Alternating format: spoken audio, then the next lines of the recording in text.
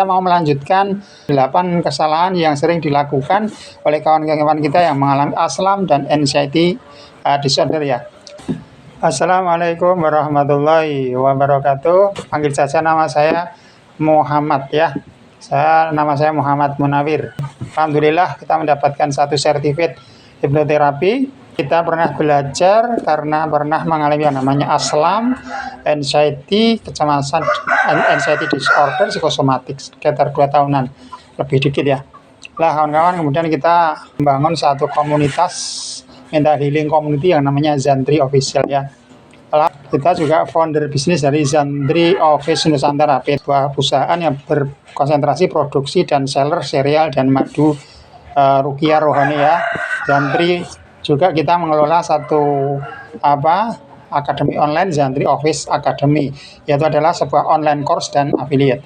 Nah, kemudian kita juga mengelola beberapa medsos herbal solution, ada teman herbal di TikTok, ada sahabat herbal TikTok juga, ada Zandri Official TikTok juga, kemudian ada Zandri Office online di IG, kemudian ada YouTube, kita juga Zandri Official ya kawan-kawan. Nah, kita mau melanjutkan pada tahapan 8 kesalahan yang sering dilakukan oleh kawan-kawan kita yang mengalami aslam dan anxiety disorder ya. Seringkali banyak kawan-kawan kita yang mengalami kecemasan berlebih, pikirannya negatif ya kawan-kawan ya. Asam lambung disertai anxiety, pikirannya cenderung negatif. Masalah umum yang banyak dirasakan orang yang mengalami kecemasan anxiety, hal itu dapat mengganggu dapat mengganggu kualitas hidup seseorang secara signifikan. Terasa banget kawan-kawan, kentara banget gangguannya itu ya. Dan banyak yang salah paham cara treatmentnya bagaimana, penanganannya bagaimana, sehingga ini menjadi sebuah penyebab pikiran semakin overthinking negatif. Tidak hilang-hilang, kok nggak hilang-hilang, muncul lagi kayak gitu. Nah, kali ini saya mau memberikan pemahaman yang tepat. Disclaimer dulu, ini versi yang kita praktekkan ya kawan-kawan ya, tentang penyebab kecemasan berlebihan, anxiety, dan bagaimana mengatasi negative thinking, pikiran negatif dengan pendekatan yang tepat atau holistik. Nah, sekali lagi saya disclaimer, ini versi yang kita praktekkan ya, versi yang kita praktekkan. Nah, dalam banyak kasus ya kawan-kawan, kesalahpahaman dalam mengatasi kecemasan anxiety, dan meskipun ini nampaknya benar ya, karena nyaris banyak orang yang melakukan hal yang sama ya, tapi inilah penyebab utama kecemasan berlebih itu nggak hilang-hilang, nggak sembuh-sembuh, nggak rilis-rilis ya. Lah, kesalahannya adalah yang pertama, ini adalah yang sudah kita sampaikan di tahap awal. 8 kesalahan, yaitu tahap 1, poin 1, poin 2, poin 3 ya. Lah, yang pertama adalah mengeluh dengan datangnya sensasi fisik ataupun non fisik. Yang kedua adalah menolak, nggak mau ada datangnya sensasi itu, nggak mau. Yang ketiga adalah membenci diri sendiri dengan kondisi saat ini,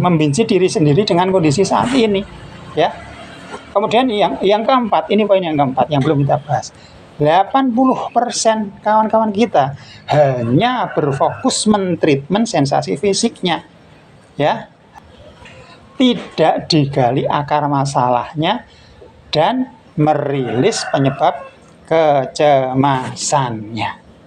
Nah, ini nomor 5. Kemudian nomor 6 kurang adanya komitmen, kurang adanya konsistensi dan komitmen dalam melakukan proses. Baru minum madu sekali 2 kali udah berhenti, baru melakukan praktek exposure sekali 2 kali berhenti, baru melatih keluar rumah baru sekali 2 kali berhenti, mencoba olahraga jalan kaki bosan. Nah, berarti ini kurang komitmen, kurang adanya konsistensi dalam melakukan proses. Yang ketujuh adalah tidak berani melakukan exposure dengan melakukan hal-hal yang ditakuti. Ini yang nomor 7.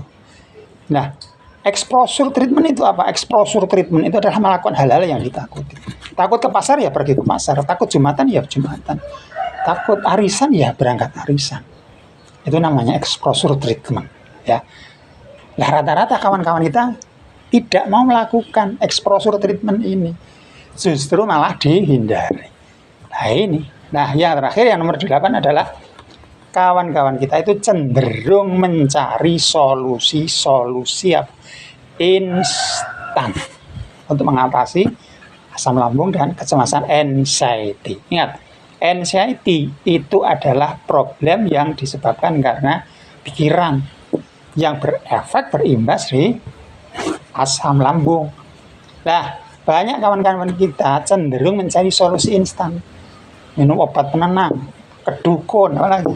Nah, di mana seringkali hanya meredakan sesaat.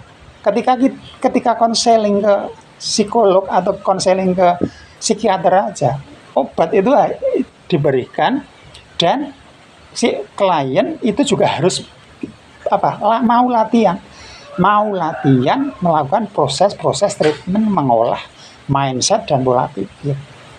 Nah, kawan-kawan kita itu seringkali hanya mencari solusi instan untuk meredakan sensasi secara sesaat. Sementara kawan-kawan kita itu tidak mengatasi akar penyebab cemasnya apa. Nah, pendekatan treatment yang menyeluruh atau holistis, ini holistik ya, menyeluruh, ini dapat lebih efektif dalam jangka panjang. Bahkan insya Allah permanen sepanjang hidup itu tidak akan yang namanya kambuh-kambuh lagi ketika kawan-kawan kita bisa mengelola pola-pola yang kita sampaikan tadi. Ini adalah 8 hal kesalahan yang banyak dilakukan kawan-kawan kita dalam melakukan treatment penyembuhan asam lambung dan anxiety, kecemasan anxiety. Namun tidak terbukti berhasil. Nah, kawan-kawan, saya harapkan tidak melakukan 8 kesalahan.